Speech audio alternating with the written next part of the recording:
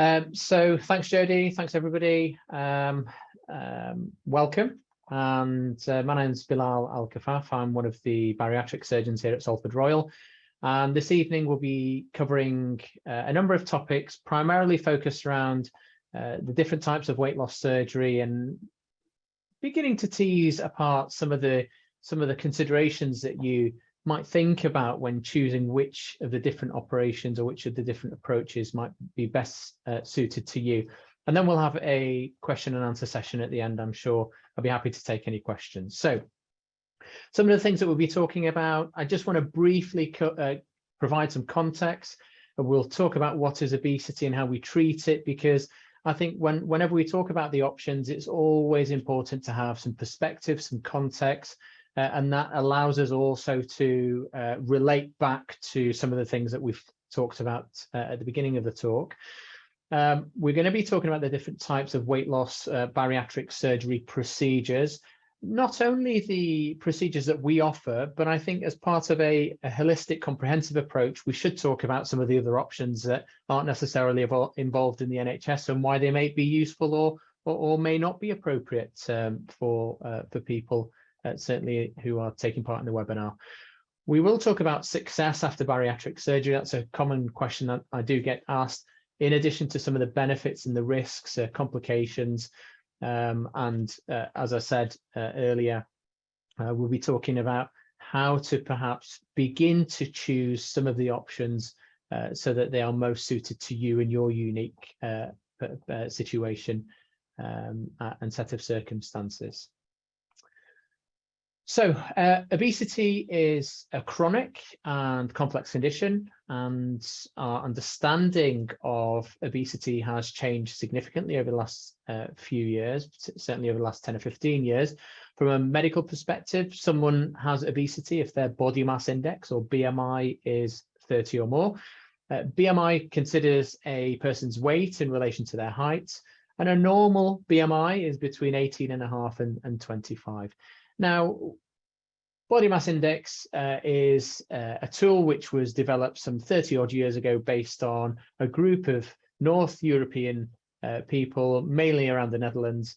And so there are some questions as to the relevance of BMI nowadays, certainly to all populations worldwide. But nonetheless, it's easy to calculate, and that's why we use it. And certainly we're going to continue to use that term and that tool for the foreseeable future. Treating obesity is really important because it is strongly linked to more than 200 medical conditions, which I'll share with you shortly, including diabetes, heart disease, stroke, high blood pressure, etc. And as a result, many people's quality of life and mental health are, of course, affected. So we talked about the fact that our understanding of obesity has changed significantly over the last decade or so. Importantly, obesity does not develop just because you're eating too much and not exercising enough. That's too simplistic a viewpoint. There's many factors which contribute to obesity. These are not the same for everybody. Some of these include behaviors, such as the types of food we eat and the amount of physical activity we carry out. We're not going to deny that. The effects of the environment in which we live, our biology, our genetics, how the body responds to food and how fast it burns energy, the effects of medication and medical conditions on our ability to burn food, burn calories. And for some people, there are underlying psychological issues that may be contributing to the development of obesity. So it's important that all these contributing factors are addressed when we treat obesity. It's a global pandemic. We've heard this phrase pandemic. This is a true pandemic, in my opinion, in as much as any other pandemic. 2 billion people worldwide are overweight. Over 500 million people are living with obesity. And more importantly, 40% of children under the age of 5 are overweight or obese. So this problem, this condition is not going away anytime soon. And therefore, we need to develop strategies to attack it or to address it. We talked about over 200 comorbidities or 200 medical conditions that we know are affected or are caused and associated with obesity. And the common ones include things such as heart disease and stroke, depression, anxiety, sleep apnea, cancers, liver disease, type 2 diabetes is another common one as well. And cancers in particular, this is a new area of understanding. We now are beginning to understand that obesity is linked to a number of cancers, including endometrial cancer, esophageal cancer, breast cancers, etc. There are also a number of cancers that we believe that there may be a link, and further research is currently being undertaken to look at those and explore those relationships. So how do we treat obesity? Well, let's talk about the things that don't work. And diets don't work. And if any of you have a spare 10-15 minutes, there is a nice documentary on Netflix which explains why diets fail. Basically, we are introducing a non-sustainable approach to losing weight. Our body is physiologically programmed to protect a certain weight. So if you lose too much weight too quickly, then the body goes into feast mode, and the whole cycle begins all over again. So it's a complicated issue, but we know that in over 90% of people who struggle with their weight, who have obesity, the pure facts are that diet and exercise alone will not and does not result in sustained and significant weight loss. I just want to briefly touch upon some new medications which have been developed over the last few years. These are called GLP-1 agonists. They have trade names such as Saxenda or Ozempic, and these medications were actually developed for the treatment of diabetes. But what we noticed is that these same medications resulted in suppression of appetite and have resulted also in some significant weight loss results. And there's been some really interesting research over the last 2 or 3 years which supports the use of some of these medications. And we are beginning to introduce some of these medications in our practice. So onto the topic of today's webinar. Weight loss surgery. What are the different types of surgery, and what are the pros and cons and issues that may be related to some of the procedures? We now have several well-established options available to support weight loss. We've talked about medical weight management in tier 3. We've talked about very briefly some of the injections and medications that are involved, but we also have other approaches: the gastric balloon, the gastric band you may have heard of, the sleeve gastrectomy, and the full bypass and the mini bypass as well. And these treatments are tried and tested, and importantly, we know about their benefits and their downsides, both in the short and long term. And when looking at surgery or procedures, it's also important for you to consider the choice of not doing anything at all. Whilst you might not think that this is a realistic option, of course, that is the option that avoids the small risks of surgery. But as I've mentioned before, 90% of people who struggle with their weight, particularly who have obesity, will not lose weight through diet and exercise alone. And there are real implications of not doing anything at all about your weight, as we've talked about with the link with weight-related medical conditions. The gastric balloon is the first procedure I want to talk about. It's a temporary device. It sits in the stomach. It works by making you feel full and reducing your appetite. It's a silicone balloon. It's filled with fluid, placed into the stomach using a gastroscope or a camera. It's then removed 6 or 12 months later. We use sedation to place the balloon, meaning you don't need to be put completely under general anesthetic, and you could go home on the same day. Most people feel well enough to get back to work within a couple of days of the procedure after discomfort and nausea dies down. And on average, people undergoing this type of procedure will look to lose anywhere from 1.5 to 2 stone over the first 12 months. Now, because the balloon is temporary, it's especially important for you to adopt healthy lifestyle choices to maintain that weight loss in the future. And one of the other downsides that we see of the balloon is that it can be poorly tolerated. We don't offer the balloon as a standalone procedure at Salford Royal, but some patients may have the balloon offered to them as a multi-stepped approach to weight loss procedures. People often choose a balloon because it avoids the small risks of surgery and it's temporary. And it probably isn't, well, it is not appropriate if you have reflux or hiatus hernia or problems with your esophagus. And of course, if you have to lose a significant amount of weight. The next procedure I want to talk about is a gastric band. The gastric band really gained popularity approximately 10 or 15 years ago. And that's primarily because at the time you had a choice between the gastric band and the gastric bypass, which we're going to talk about shortly. So the gastric band is far less invasive than the gastric bypass. It's an implantable device. It's placed around the top of the stomach. It can be adjusted by a specialist through a port, which is placed deep to the skin and connected to the band by a long tube. And it works by sending signals to the brain, which makes the stomach, which makes it think that the stomach is full. The gastric band is inserted using keyhole surgery and requires a general anesthetic, and you're fast asleep during this procedure. It takes on average between 30 and 40 minutes to complete. Most people can be discharged home the day after surgery, and physical recovery usually takes a couple of weeks, I would say. Importantly, you need regular adjustments of the band, which is required in the first 6 and 12 months, particularly after surgery. On average, people undergoing this type of surgery will lose half of the weight that they need to lose by approximately 12 months. People often choose the band because it's relatively straightforward, not as invasive as other options to undertake, and it's potentially reversible. But it's not a good choice if you had acid reflux or heartburn or other conditions that affect your food pipe.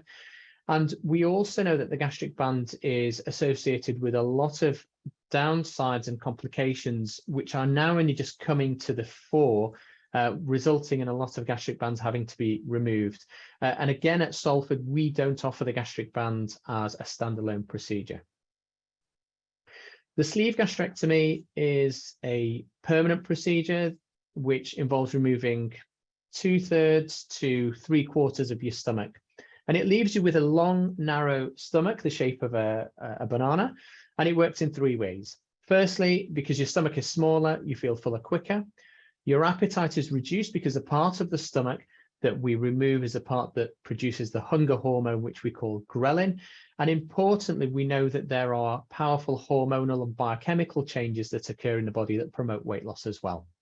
Again, the sleeve gastrectomy is performed using keyhole surgery, which requires a general anesthetic. It takes anywhere from about 30 to 40 minutes, maybe up to an hour.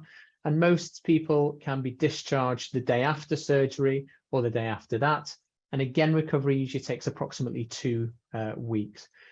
On average, people undergoing this type of surgery tend to lose up to 3/4 on average of the extra weight that they're carrying by about 12 months. So it is more effective than the gastric band and the gastric balloon for sure.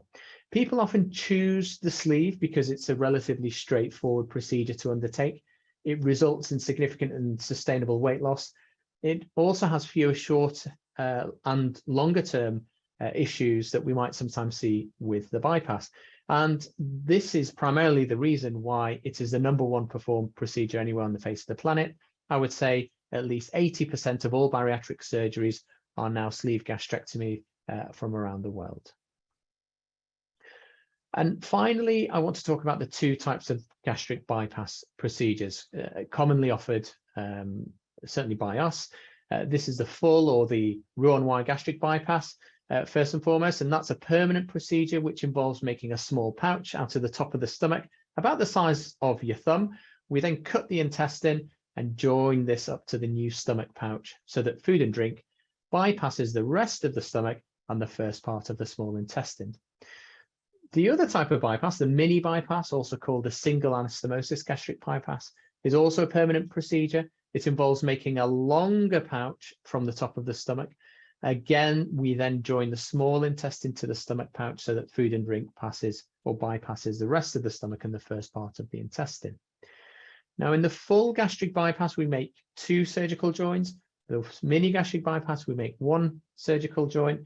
And again, similar to the sleeve, the bypass works by making your stomach smaller and therefore you feel fuller quicker. your appetite is significantly reduced, and we also see those same, probably a little bit more powerful hormonal and biochemical changes that promote weight loss as well. It's keyhole surgery.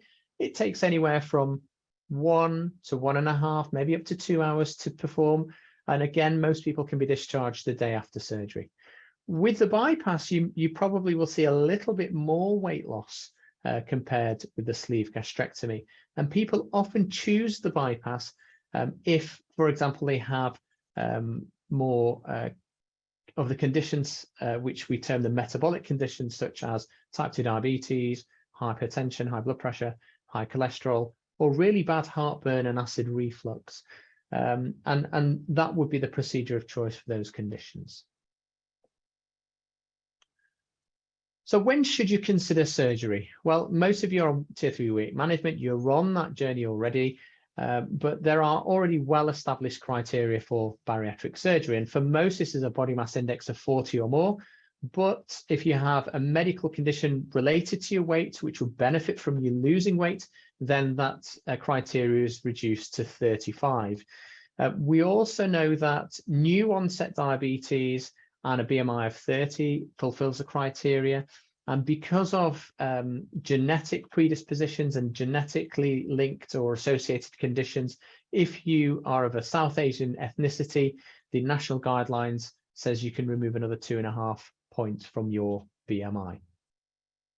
So whilst these criteria are important, they're not the only consideration. And it is really important to understand a person's journey and their relationship with weight, diet, and other contributing factors. And when I talk to people considering surgery, most of them have struggled with their weight for many years. And despite diets, personal trainers, supervised weight loss programs, they've been unable to lose that significant amount of weight, or at least not being able to sustain a significant amount of weight loss. And one of the things that we do have to address are these additional factors that contribute to weight gain, because if they're not, what we might not see are the results that people expect or wish for after surgery. Which then brings me to the next question, which is how successful is bariatric surgery? Well, before we talk about the results from surgery, we need to define what success is. And for most people, whilst that means achieving a healthy weight, or healthy weight, or a healthier weight, surgery also results in improved life expectancy, physical and mental health, and quality of life. So success shouldn't just be measured by how much weight you lose, or what your scales show, but you should also measure the success of your surgery by the positive impacts that it has on all these other areas of your life. With respect to weight loss, a person's ideal weight, which we define as a body mass index of less than 25, so is not necessarily the best weight they're going to achieve. And that's something that I make clear when I see patients in the clinic.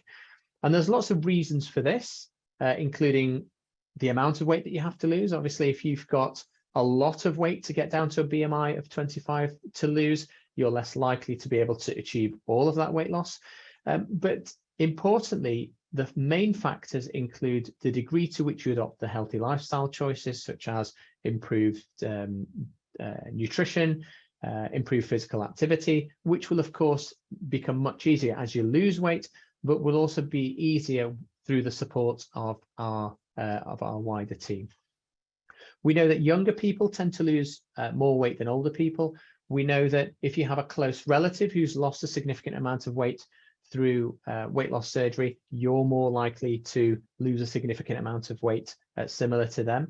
And we also know that revisional surgery can result in less predictable results compared to first-time or primary surgery.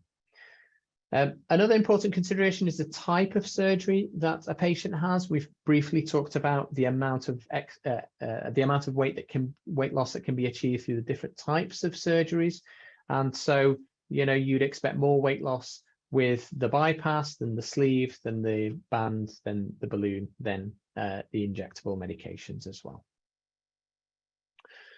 So the pros and cons of weight loss surgery. I think we need to start off by stating that without doubt, bariatric surgery is the most powerful medical treatment available that results in long-term and sustainable weight loss.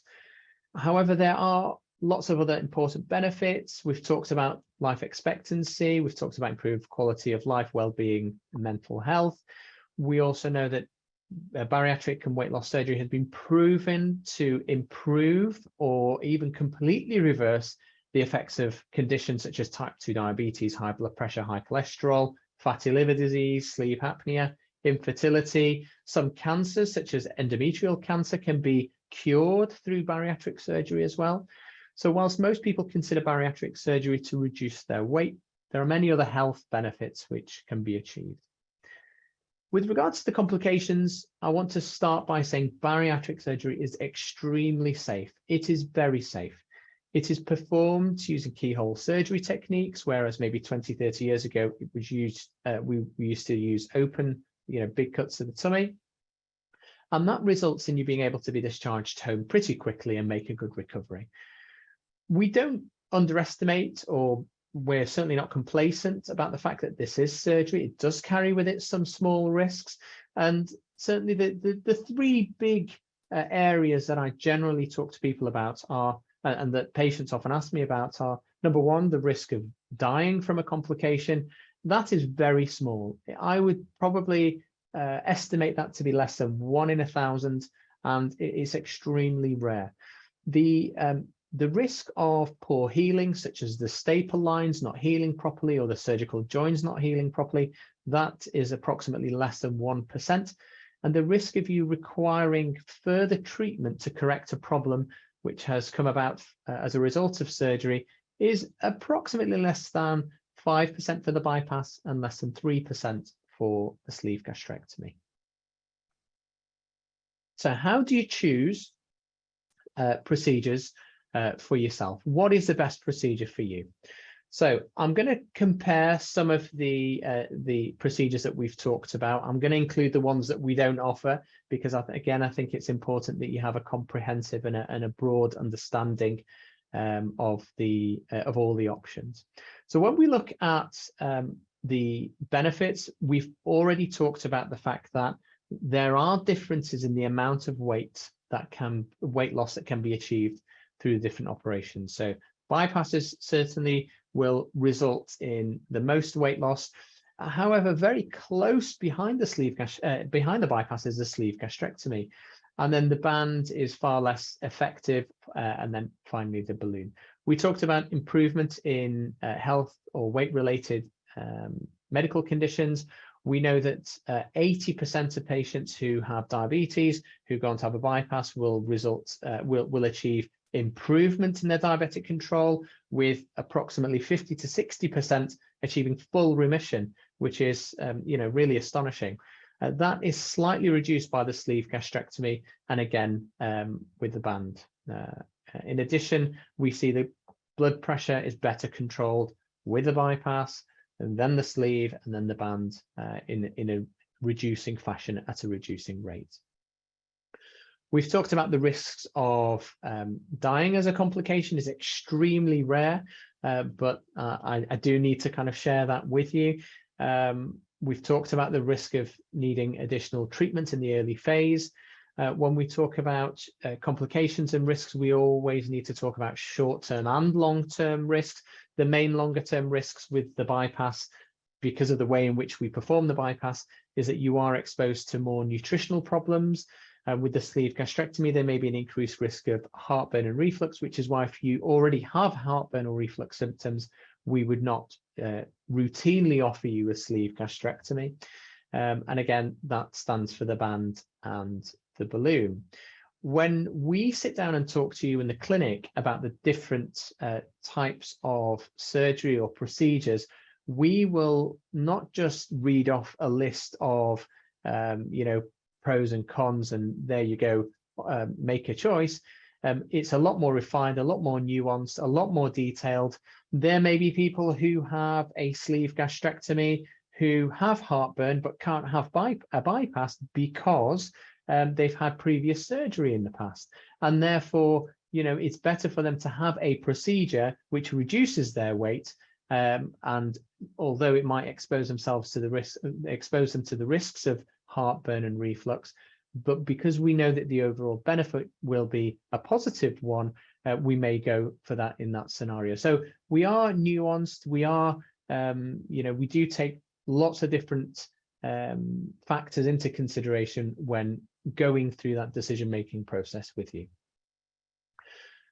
Reasons to choose the procedures. Well, the balloon is suitable for a lower body mass index person, somebody who wants a temporary or even a reversible device. The band, well, if people are considering it in the private sector, it's certainly cheaper than the sleeve or the bypass. That doesn't really impact us here in the NHS because at the end of the day, we don't offer it anyway. The band is reversible nonetheless. The sleeve gastrectomy and the bypass, they both are permanent procedures. The sleeve gastrectomy will result in significant weight loss. It's a short procedure, fewer longer term issues compared to the bypass, as we've mentioned before.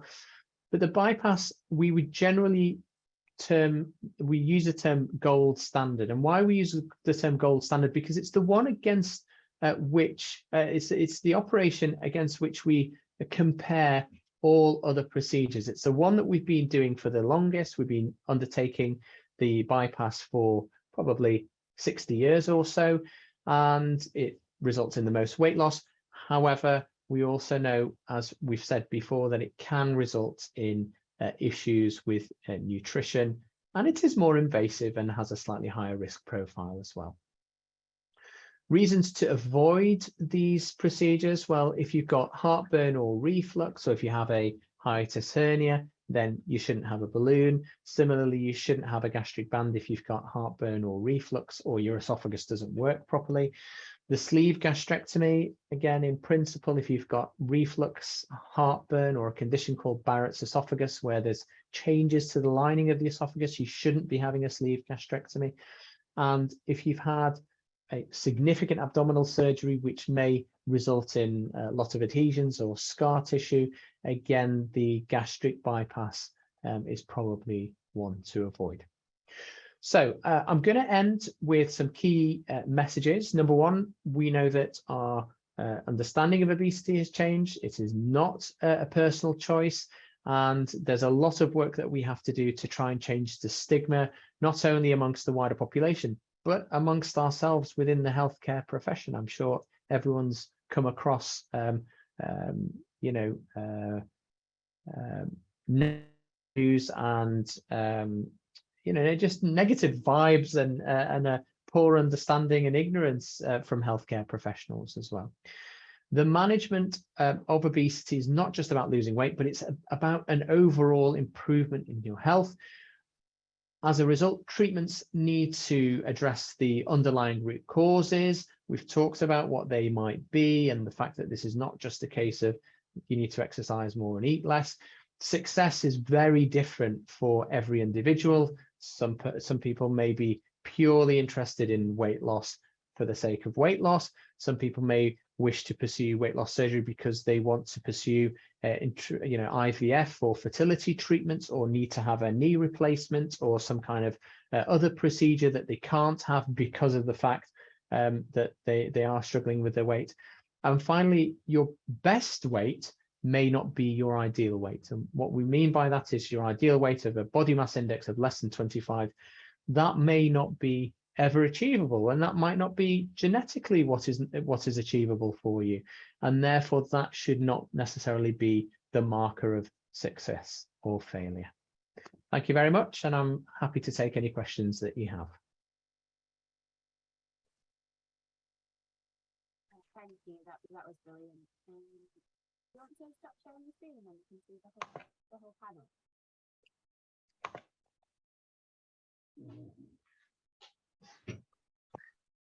Can you hear me? You've gone quiet, Stevie. So thanks so much, Mr. Alkhaffaf, for explaining the surgeries. There were some really great slides there. So I know we've had a few questions coming through. Stevie, should we see how you are for sound again? Yeah. Do you want me to stop sharing now? Yeah. Should I stop sharing? Yeah, that'd be great. Can you not hear me? Yeah, you're quite faint, Stevie. Bear with me 1 second. Is that any better? You're back. That's better. Okay. Thank you for that. That was brilliant. We've got lots and lots of questions, and Wow. the highest attended webinar ever so far, which is brilliant. Can I just say, panel, if you are happy to, can you look at the Q&As, and if there's any that you can answer by typing, that would be really helpful. Lucy, there's quite a few more life-specific questions. If you just want to open the Q&A and press type answer, that'd be brilliant. I think I've answered all the ones that I can so far. On the Q&A Pardon? on the Q&A, or are you on the chat? Q&A. Yeah, okay. So if we could So also... I think that there's several questions about, timelines, wait times. I think that's probably, that's a difficult one to answer, and perhaps that's one to kind of defer, so that we can perhaps focus on the medical related side of surgery. Is that okay? Yeah, absolutely. That's absolutely fine. There was a good question about the sleeve and the bypass. So they were saying, well, what do you do with the rest of the stomach? Okay, that's a really good question. So with the sleeve gastrectomy, you're physically removing that part of the stomach which we cut away, which we section off from the part where the food goes down. So that's physically removed. Because the stomach is quite collapsible, we can pull that out through one of the very small incisions. So the biggest incision that you'll have is probably about 15 millimeters or 1.5 centimeters, half an inch, there or thereabouts. And we physically pull that out. With a gastric bypass, we leave the rest of the stomach in, so that we kind of leave everything in its position. And there is a possibility therefore to reverse the bypass, but that's not something that is intended to be the case, and it's a very complex procedure to undertake. Thank you. So Jodie, this question's probably one for you. So would a bypass affect pregnancy later down the line? No, what we normally say is we recommend that you try not to get pregnant if you can, but in the first 12 to 24 months. For some people, this is the reason they're having bariatric surgery, to improve their fertility. So we respect at 12 months, you're quite keen to start trying. And during the first 2 years, we do want you to get in touch with us should you fall pregnant, not because you need to be scared, just because we might make a few changes to some of the supplements or the medication that you're on after surgery. And then also we'll give you some additional support with our dietitians and with our medical team, which could be useful for your midwife team and so on as well. We expect you to be able to have a normal pregnancy, to make all the same choices about breastfeeding and everything else. So no, pregnancy after bariatric surgery is absolutely fine. Thanks, Jodie. So Vicky said, I have reflux and the flap in my esophagus is flappy. And then she said, I'm sorry, I don't know how else to describe that. What surgery I would you understand what you mean. So again, if we talk just on the fact that there's reflux there, what I would do, when I would see you in the clinic, or one of my colleagues will see you in the clinic, we'll take a full history. We'll make sure that it is actually reflux. And if it is reflux, then generally we tend to avoid the sleeve gastrectomy, and we advise you to go down the road of a gastric bypass. It is the gold standard approach for people who have gastroesophageal reflux, or reflux of acid from the stomach into the esophagus. And that's partly because the acid part, or the acid producing part of the stomach, is almost sectioned off from that part of the intestinal tract where food passes through. At the same time, we also know that physics plays a really important part in reflux. The sleeve gastrectomy, whilst it is a relatively straightforward procedure to perform, produces this long narrow tube, and we know that that produces a high pressure system, whereas the gastric bypass is a short, wide little pouch. And what it does is it produces a low pressure system. So if you imagine if you're swallowing food or drink and it's sitting in the stomach, if you have a valve which should be working and is not working, and the stomach squeezes, it will naturally push things back up the way, particularly if you've got a sleeve, causing and making your reflux symptoms worse. So you don't get that with the gastric bypass because it's a low pressure system. And that's why we prefer the bypass compared to the sleeve if you've got heartburn. But as I said to you before, it's not just heartburn in and of itself that means you'll definitely have a bypass. Other factors might come into play, which we will explore and discuss with you during your consultation. There's a question here that I don't think we've had before. So Megan's asked, if you have bariatric surgery and you're unfortunate enough to get to develop stomach cancer, what happens as most of your stomach's already gone? Yeah, so that's a common question that I do get. And if you have a sleeve gastrectomy, well, it's no different to having stomach cancer if you have the whole stomach, because the part of the stomach, we've removed part of the stomach, you've just got a smaller stomach for all intents and purposes. With the gastric bypass, however, if you do develop stomach cancer, then there is a concern that the bottom part of the stomach, which is sectioned off, can't easily be accessed with a camera. Now, what I will also say to people is that the type of stomach cancer that we see here in this country is more of the stomach cancer that develops towards the top part of the stomach and the bottom part of the esophagus. So not only do I treat weight-related issues, I also treat esophageal and gastric cancer, as do many of my colleagues as well. And so whilst it's a possibility that the bottom part of the stomach may, you can't access it, and you may develop a cancer in it, which may be difficult to access, we would need to use other approaches to assess or investigate symptoms, such as a CT scan, for example. What I always say on the back end of that question is there is no single procedure which results in all positives and no downsides. Every treatment option, whether that's paracetamol or something like surgery, has both pros and cons. And you have to keep into perspective the degree to which those negatives or potential side effects play a part.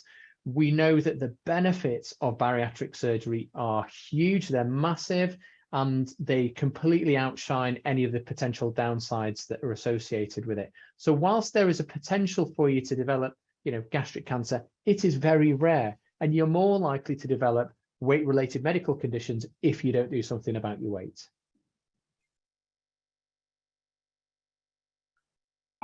So Claire has asked, is the surgery always done by keyhole? She's asked specifically about the sleeve, but I suppose that goes for both operations. Yeah, absolutely. That is the first port of call is keyhole surgery.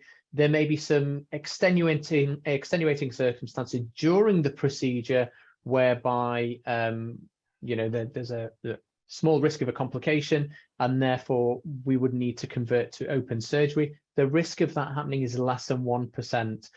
Not over 99%, I would say even higher, 99.9% of surgeries are undertaken using keyhole surgery, and the risk of opening is very, very small.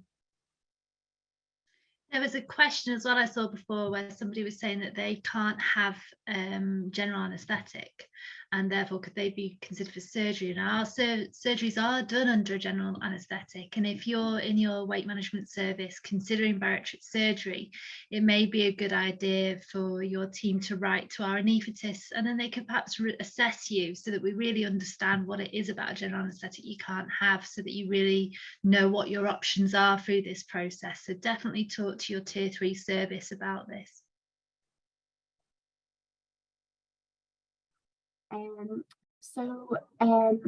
Shane has asked, is there a difference in the amount of excess skin that somebody might experience between the different operations? Yeah, so excess skin is again a really common question that I get asked about, and there's no doubt about it that excess skin does occur, and some of the factors that influence that include the amount of weight that you've got to lose. So the more weight you're going to lose, the more excess skin you're likely to have. The older you are, so the less collagen in your skin, you're more likely to develop excess skin. If you've had a significant amount of sun exposure, again, reducing the elasticity of your skin, you're more likely to have excess skin. If you're not staying on top of your protein intake, if you're not staying on top of your fluid intake, then that can lead to dehydration and increase the risk of excess skin. I think we need to be realistic and upfront with people. A lot of people do have some form of excess skin. It affects people completely differently. Some people see it as a badge of honor, as a reminder of the journey that they are going through or that they've been through. But importantly, there is something that can be done about excess skin. We are now beginning to forge links with some plastic surgeons over at Salford who are joining our multidisciplinary team. It is extremely difficult to get funding on the NHS to remove excess skin. We have to kind of put that out at the forefront and make sure that people understand that. But if you did wish to pursue that privately, independently, then that's something that we would advise you to consider at least 18 months after surgery, because we want to make sure that your weight loss has been maximized, and not only maximized, but has remained steady and stable for at least 3 months. And that doesn't happen really up until 18 months post-operatively. And it also gives us an opportunity to check your blood levels, make sure that your nutritional levels are adequate, and will support further surgery, because particularly surgery to remove excess skin relies heavily on nutrition, it relies heavily on healing and good quality skin and ability to heal, which we worry about certainly in the first 18 months. Thank you. So the next question is from Laura, and she's asking, what sort of diet complications do people experience when having the bypass? She's heard it can be potentially fatal if you overeat or drink, and she wonders if that's true. So I've never heard anyone dying from overeating with the bypass. I think what you might find is that there are some conditions which can occur following a gastric bypass operation, and to a lesser extent a sleeve gastrectomy. The common condition or the common syndrome that we often come across is the dumping syndrome. Dumping syndrome is essentially a response by your body to high volumes of sugary drinks, and that results in an overproduction of insulin and a sudden drop in your sugar levels. It makes you feel unwell, gives you headaches, it makes you shiver, can give you sweats, can give you diarrhea, and can make you faint. And that's something called dumping syndrome, or reactive hypoglycemia is the medical term for it. We also know that after bariatric surgery, there are a number of intolerances that can develop among some people. Then by no means consistent. There's no kind of a rule that says, well, if you have a bypass, you're going to develop this intolerance, or if you have a sleeve, you're going to develop this intolerance. But a lot of it is trial and error. And one of the things, and this is why we do have support from a wider team, why people such as Jodie, Chris, who's our dietitian, and the wider dietetic team are so vitally important in supporting you post-operatively after your surgery, to make sure that any of these symptoms or conditions that might develop are properly investigated and managed appropriately. Somebody else has asked, what's the lowest BMI that bariatric surgery would be considered? And I think what they're getting at there is, if somebody starts with a BMI of 35 and loses quite a lot of weight, would there be a point where bariatric surgery wouldn't be an option anymore? Do you want me to take this one? Yeah, Jodie, you take that one. So for NHS criteria, you go for your tier 3 weight management service too. So when you qualify for that weight management support, any weight you lose during that time is fantastic. And in fact, it's essential, because most surgery services say set of criteria that you lose 5% usually of your body weight during that time. Tell me if I'm wrong, Lucy from More Life or ABL, it is still the 5%, I believe. Yeah. And then when you come over to our service, if you've done really well and now you entered the service with a BMI of 40 and now you're 33 at the time of meeting our surgeons, that would not disqualify you from having bariatric surgery. We definitely explore it with you. If you've done really well and you've made lifestyle changes, is surgery still the very best option for you? And lots of people will still come and explore that with us just because they've been on the waiting list and wanting to come and meet us. So we do say, don't come off the program, come and see us. But yeah, we do have people that come in to see us and then they say, you know, actually no, I am doing well, I just want, I think I'll carry on as I am. And other people that go on and have the surgery because it's kind of their sort of security that they will then want to lose a bit more weight and then maintain weight with all the great things that they have in process in kind of their daily routine already. Quite a few people asking what the process is from the end of More Life or the end of ABL, the end of your tier 3 service, and what happens when you get to the end of the service, and how do you come to be referred? It's really important that you get referred on for bariatric surgery, and then it goes over to our team, and once that's been received, a kind of a waiting time starts to be created until you can meet our team. So you would come and meet our team and it would be our medic. So I'd note there's quite a few very specific conditions that a few people have mentioned in the Q&A. So you would come and talk through all your history with a medic and then with your surgeon, and there may be a few more things you need to do before going onto the waiting list for surgery itself. So at the moment, with the demand for weight loss surgery on the NHS, it can be over a year until you're actually meeting our team. So this is why these sessions are so important, because you can feel like you're in a bit of a limbo. You've completed your time with your tier 3 weight management and you're waiting to see us. So these are really important, just to keep touching base with us, hearing updates on what's happening. But yeah, at the moment, I know our service team are trying to do their best to get those times down rather than going up. But I believe it's over 12 months until you're meeting our team. And then it could be a similar wait depending on where we're at to actual surgery. So I always say to people, if you've just started the process, it's not a short process. Take advantage of everything you can get in your weight management service, especially psychology, because it's very much body and mind.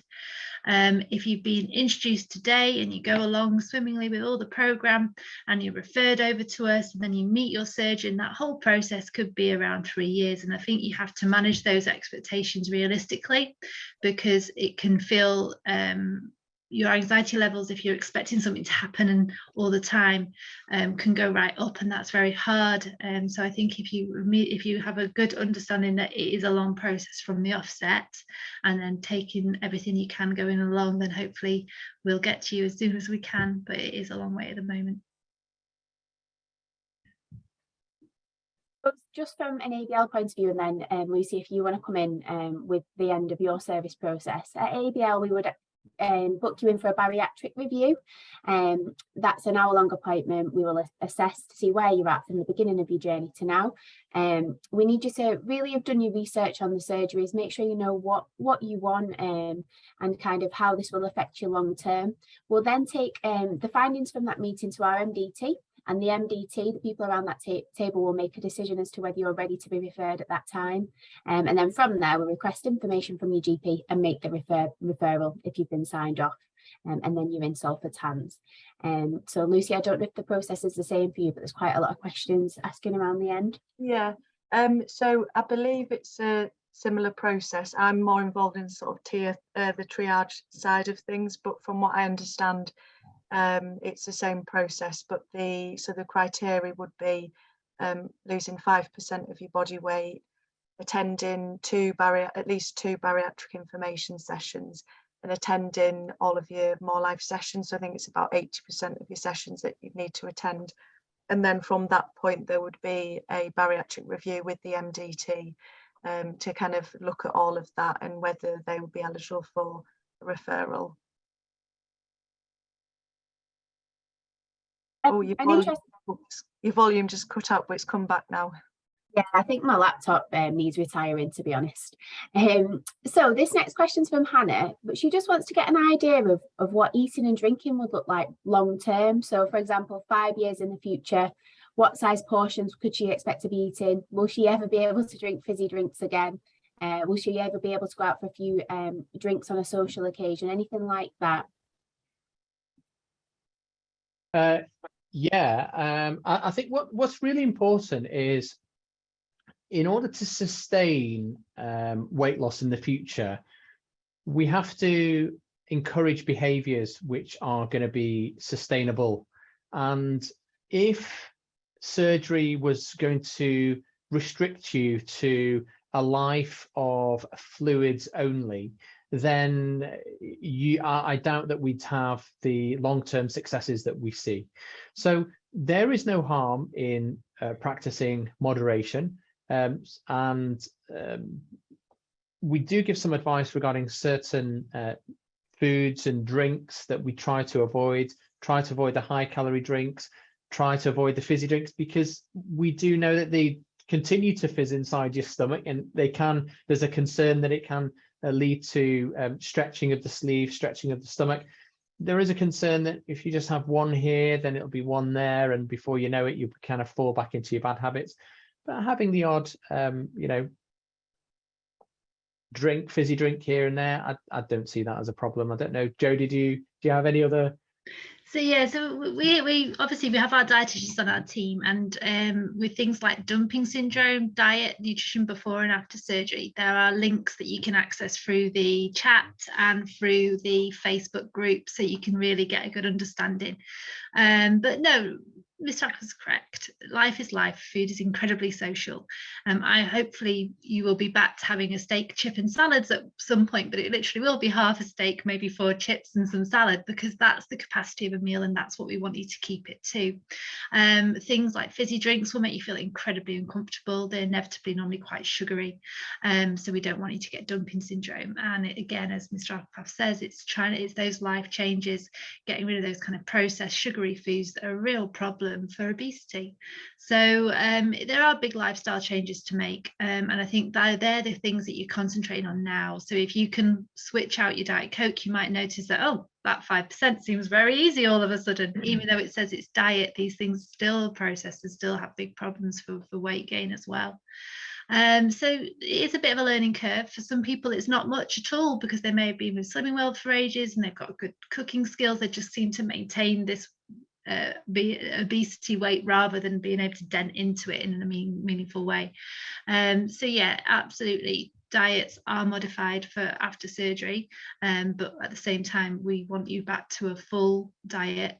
We want you to be able to go out to restaurants, you just learn ways to adapt so that you still feel very social, but you can enjoy things that you had before. So for example, alcohol in the first 6 months would be a very bad idea. Beyond that, we would want you to observe moderation, mainly because you're very uncomfortable if you don't.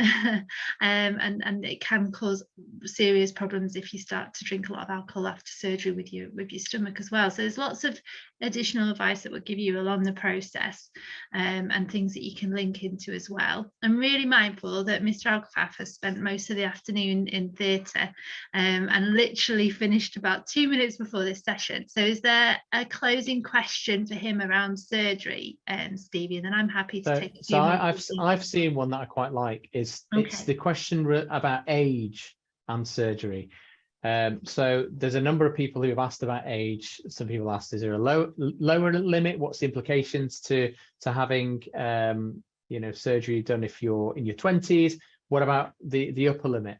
So I think the first thing to say is that we don't discriminate on age and age alone. That's really important for people to understand. I've operated on people who were in their 70s who have had bariatric surgery because it was appropriate. It was an appropriate choice, an appropriate option, and it resulted in improvement in health and quality of life. When there's, on the flip side, there is a question regarding young people having surgery and what's a long-term implication about having surgery, particularly if you're young. And this is a really, really important question. The first thing to say is that I'm seeing more and more younger people coming to see me, both in the NHS and outside of the NHS, for bariatric surgery in the younger years, particularly in the late teens, early 20s. And that's because people are understanding that the impact of weight and weight-related medical conditions is not just about the physical side of things, but we can't get away from the fact that it impacts on our psychology, our psyche, our mental health. And these are the formative years where you are forging relationships with, whether they be romantic relationships, whether they be relationships with friendship groups. And, these things do have an impact. So the benefit of having surgery at a much younger age is significant. I would encourage people, because if you speak to people who have had surgery in their 40s, what's their biggest regret? Their biggest regret is that they've not had or considered surgery earlier on in life. Everybody will say that. Now, the other thing with regards to choosing the type of surgery, if you're young and considering surgery, I think that's really important as well. Again, going back to our understanding of obesity, we understand now that obesity is a chronic condition which can relapse as well. So that might mean that if you lose a significant amount of weight, it might mean that in 15 or 20 years' time, because you have that predisposition to putting weight on and suffering from obesity, you may then go on to regain weight in the future. That's not a failure of you. That's not a failure of the surgery. That is the nature of the disease and the condition that we call obesity. And we are now beginning to understand that. So when we choose the type of surgery in a younger person, I certainly will also think about what is the longevity of that surgical option? What is the longevity of that tool? Will somebody inevitably or possibly require further surgery? So if you're coming to me age 20 or in your early 20s, I am thinking, and I will discuss with you the possibility that you might need further surgery. So I'll be talking to you about the possibility of revisional surgery in the future. So then that brings us on to the type of surgery that you have now. If you are in your 20s, then my general advice is to opt or think seriously about an option which is going to allow you then to consider revisional surgery in the longer term. But an option which will also reduce the risk of you developing nutritional problems, particularly if you're younger. And that's why a lot of young people will tend to go towards the sleeve gastrectomy, because there's less nutritional problems in the longer term. And on top of that, people can then opt for a gastric bypass in the future should they need revision. So you can revise a sleeve to a bypass. You can't do it the other way around. Once you have it a bypass, if you regain weight, it's really very, very difficult to revise a gastric bypass. It's also another reason why in a younger person, I would generally not consider a mini gastric bypass compared to a full gastric bypass, because firstly, the mini gastric bypass is a relatively new procedure, which we've only been undertaking for the last 5 or 10 years. We worry about perhaps there being more nutritional problems with the mini gastric bypass compared to the full gastric bypass. So for younger people, the impact on that in the longer term may be more significant than older people. So yes, not only does age impact on the choice of surgery, but its impacts on whether or not you should be thinking about revisional surgery in the future. You may not need it, of course. And then finally, my final point, I just want to talk about surgery in older patients. We know that older patients who may be in the 60s or 70s, as we get older, our physiological reserve, that means our ability to fight complications, may reduce. And therefore, the impact of complications may be more severe or greater. And that's why we may then consider more straightforward or less, procedures which carry less risk, such as a sleeve gastrectomy in patients who are in their late 60s or 70s, etc. So absolutely, these are all things that we consider. These are all things that we will talk to you about during our consultations with you. And I think that's me done. Brilliant. Thank you so much for your time. There's some really great feedback and comments, so much appreciated. Thank you. Okay, so I've got a bit more time. If anyone's got a few more questions, I'm more than happy to have a little bit more of a chat through. There's a question that I think I wanted to bring up, and a few people have asked it just from the chat that's been going on the Facebook support group. There's so much chat about going abroad to have surgery, and lots of discussion and debate around the NHS not providing aftercare. So I just wondered if you could give an overview, or if you've got any opinion on people going abroad, because that is one of the questions that's on here, and I do think it needs to be touched on given what was in the news this week as well. Jodie, do you want to start? I've got, yeah, I could wax lyrical for an hour about overseas surgery. And you know, Okay. Jodie, why don't you tell us about why we don't, the aftercare. Okay, so the harsh reality is we are a very limited service. We'd love to have double of everything that we've got right now, but unfortunately we don't. So when people go abroad or have had surgery abroad, the routine follow-up care is not something that we can then offer. I completely understand when people go abroad and they pay privately for surgery. This benefits our waiting lists, our waiting times. It benefits your future health. It benefits the NHS in many, many ways. So it's a very harsh reality of the fact that when people go abroad, that aftercare is no longer available. What our GPs do find is if people have gone abroad for surgery and they're having problems, which we as a team have expertise in, we can then investigate problems by coming to visit our surgeons or possibly our medics and dietitians to work with problems after surgery. And we do a lot of that already. We live right by an airport, so sometimes we get very urgent cases straight to our hospital, and these are the things we deal with. We have a lot of what we call bariatric tourism in our NHS, in our acute settings, so we probably have a slightly skewed view of surgery abroad, because obviously we always see it when it goes wrong. So with that in mind, I'll let Mr. Alkhaffaf tell us his opinion as well. Sure. You're absolutely right, Jodie. There's a very good reason why people go abroad, whether that's to Turkey, to Egypt, to the Far East, not Far East, Eastern Europe, to consider bariatric surgery, and that's because it's a lot cheaper, and it's much easier to access. So I will never blame anybody or criticize anyone for considering that.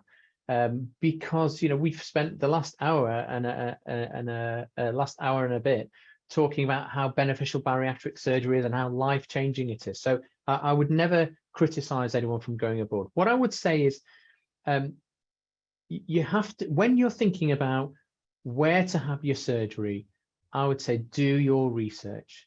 Do your research about not just the surgeon, but about the clinic, about the aftercare. Because I can tell you now, the vast majority of people that have their surgery abroad have zero aftercare. They may be promised things, but they will not receive the aftercare that is required in order to maximize and optimize their weight loss, and also that will help them sustain weight loss in the longer term.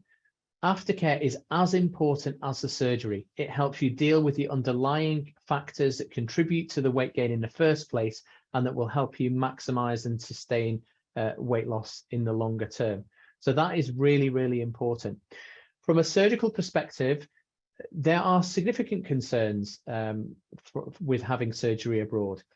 In the UK, all surgeons have to meet a minimum standard in order to perform bariatric surgery. We get appropriate training. We are appraised on a regular basis. So every year we have all our complications reviewed and scrutinized and criticized if required or if necessary amongst our peers. And we have a referral service. If somebody does something that they shouldn't have done, they get referred to a governing body. So there are standards, minimum standards that need to be met. And it's not just about the surgeons, but it's about the services in which bariatric surgery is undertaken. So we have the NHS and the private sectors, which are governed by the CQC, the Care Quality Commission. And so the care delivered in hospitals must meet a basic minimum requirement. you don't know what sort of minimum requirements or minimum standards are being provided abroad. Then we move on to the issue of the quality of the equipment that's being used, whether that's the staples that are being used. Are they some cheap copy from, somewhere that doesn't care about the standards of the equipment that's being produced? You get what you pay for. All these cliches of pay cheap, pay twice, they exist for a reason.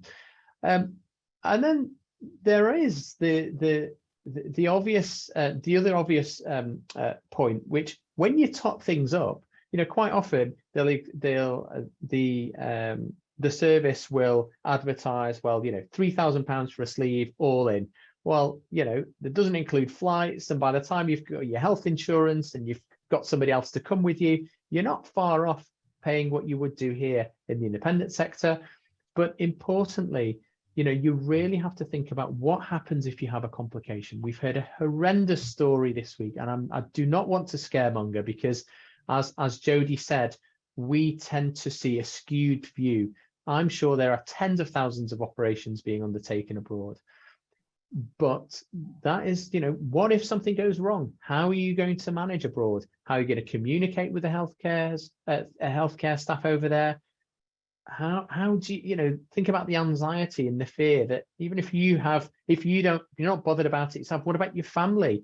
Imagine what they must be thinking about if their loved one is abroad and is stuck and has had a complication.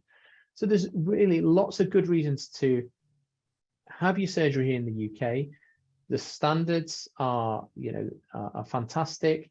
You've got some great surgeons and teams and aftercare teams and entire services. And I would really encourage people to kind of investigate things thoroughly. From the independent sector perspective, well, I know we're talking about NHS here, but there are ways and means. You're talking, there are ways to finance good quality surgery here. But again, what I would say to you is you have to do your research and make sure that the whole aftercare package is included and it's of a high quality and standard.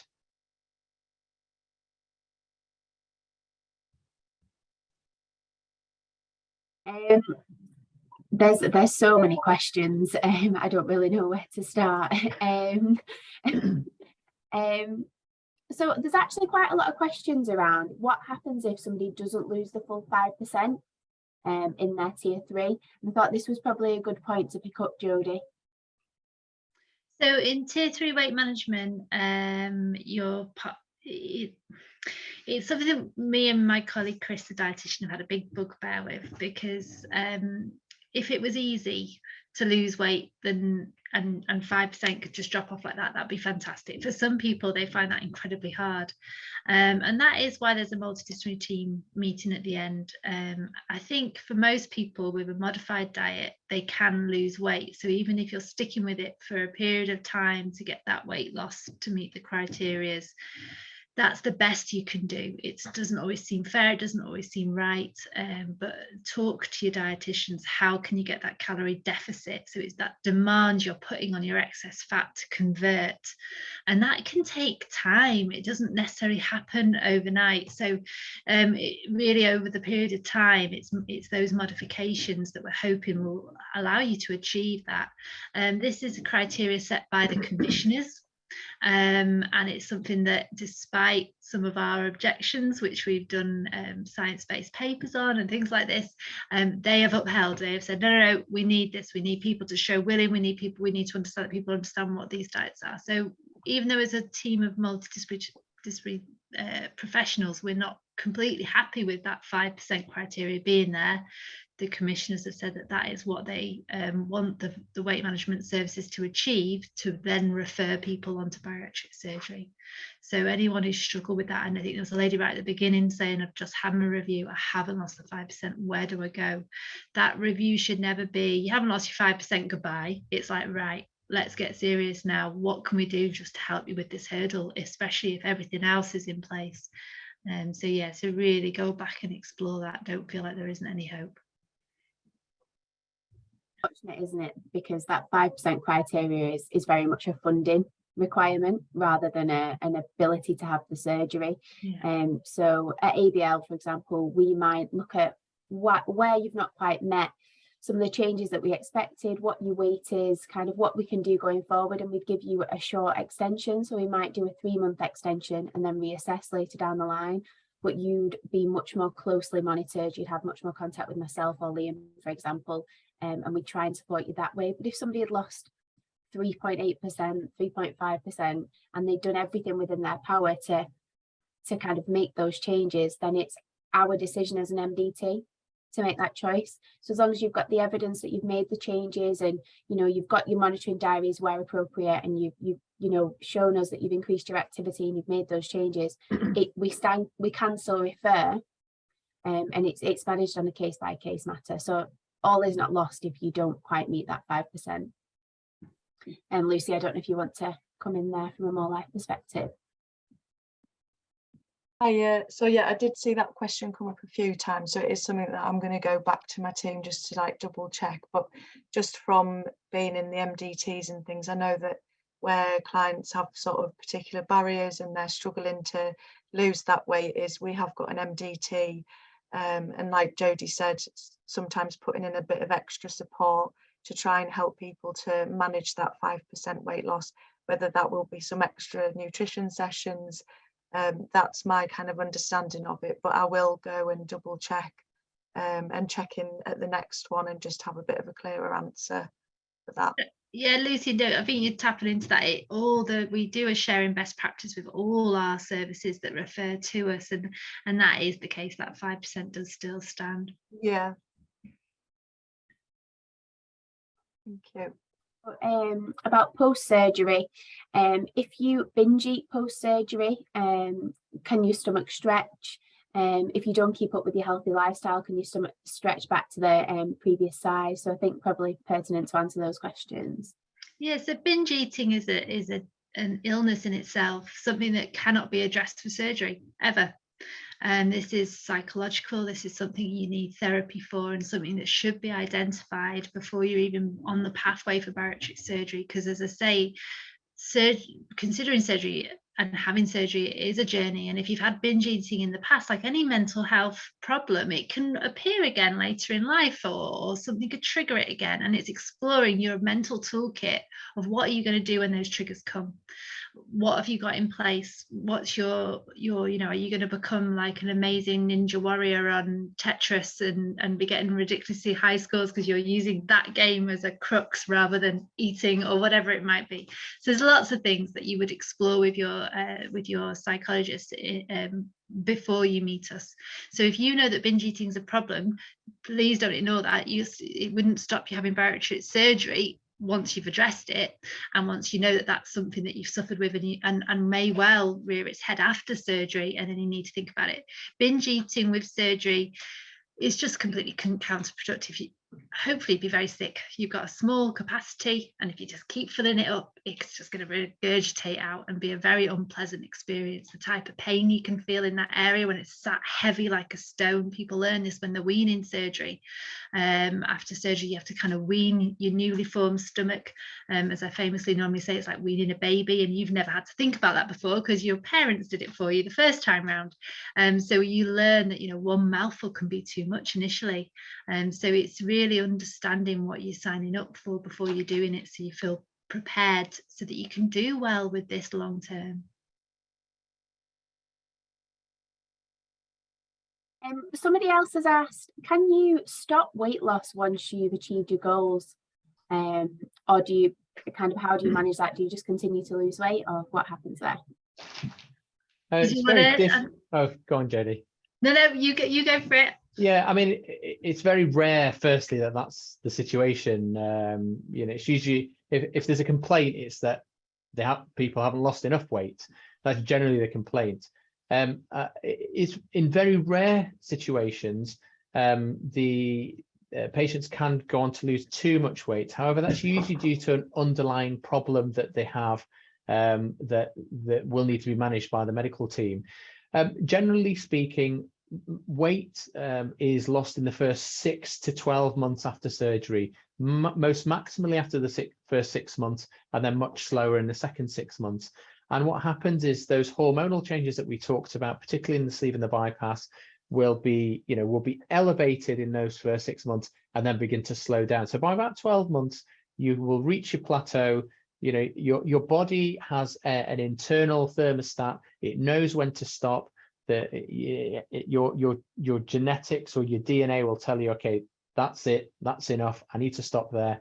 And very, very rarely will people ever lose too much weight.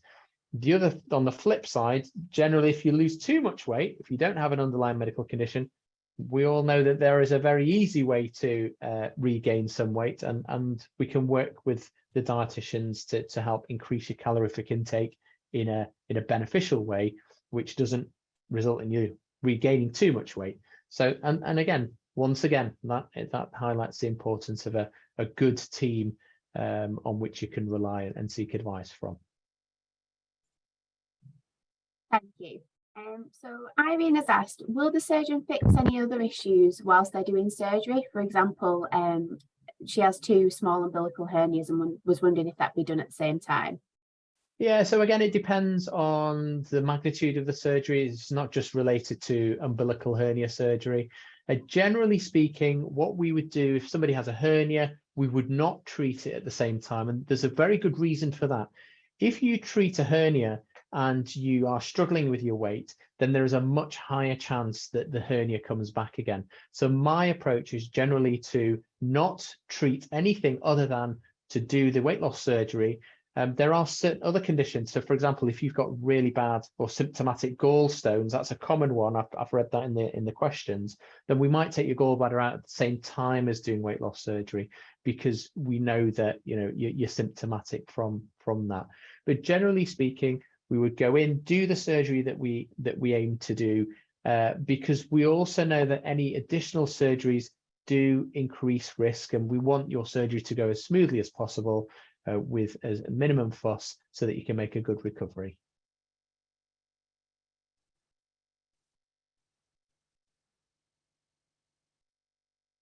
You're muted, Steve. I can't hear you. I think my sound's just dropped off. Can you hear me now? Yeah. Yeah. So Sarah's asked, if you need to have a stage surgery, sleeve followed by bypass, would you expect to have an initial dramatic weight loss from the first surgery, and would that happen again after the second? Yeah, so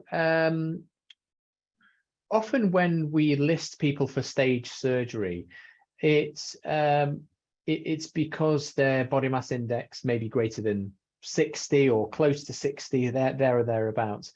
And that's partly a move by us to secure funding, to make sure that the money is there if you need that second procedure. Because as we said before, it's the higher your weight, it's less likely that you're going to lose all of it to get down to a body mass index of 25. So it's better for us to secure the funding to make sure that you can have that second stage procedure, a bypass, in the future from the outside. It just makes it, from the outset, it just makes it a lot cleaner. Now, there are a significant number of people that have a sleeve gastrectomy that lose so much weight from it that they never go on to have a second procedure. And that's absolutely fine. Just because you're having a stage procedure or you are listed for a stage procedure doesn't mean you're necessarily going to have it. Or if you change your mind halfway through the process and say, do you know what, I don't want to bypass, I'm happy as I am, that's absolutely fine. That's not a problem at all.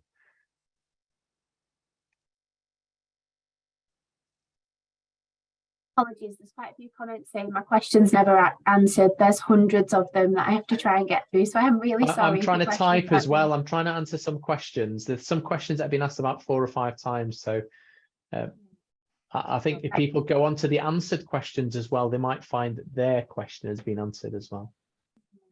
Somebody said here, I had a band fitted 16 years ago. It was successful at first, but I've put it all back on, and plus an extra 2 stone. Yeah, have you answered that one? No. So the question is, will I have my band out at the same time, or will I need to have the band taken out first? And again, it all very much depends on what the findings are when you have your consultation with your surgeon. There may be a reason for you to have your band taken out first, particularly if there's complications with your band. If you're telling me that there's no complications, then it's entirely possible to have your band removed, and then you proceed to your bypass or whichever operation you go for there and then at the same sitting. Whilst we've got you here, are there any other questions that you really want to answer? And that you've picked out that you think?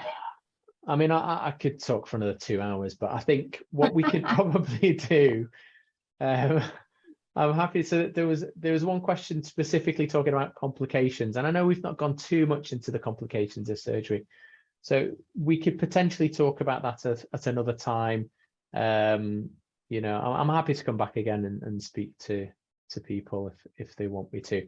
And the other approach might be to see what burning questions people have, and then perhaps answer those in a presentation, or just have an open Q&A session. Yeah, I think something that we've been looking to do for quite a while is get, you know, an FAQ together, and then we can send it out when the sessions start, and hopefully that will kind of answer a lot of those burning questions that people have. But yeah, Jodie, anything from your point of view that you want to pick up at this point? No, I mean, I think stick with us basically, because every month we have sessions with different healthcare professionals. We record all our sessions so that you can revisit them in your there's ones that are done by the pharmacist, there's ones that are done by the dietitians, and we regularly have our surgeons come in. The surgeons probably the ones that do the most of the talks throughout the year, and then I think the next session, it's our patient experience panel, so that's always a really lovely session too, just to hear from those that have had surgery as well. And then after that we have our bariatric physician speaking too. So yes, so just keep sticking with us. We're here to make sure you don't feel like you're lost, or that you're still in touch with the team here at Salford. So yeah, just keep coming each month, and we'll hopefully answer all your questions while you're going through this journey.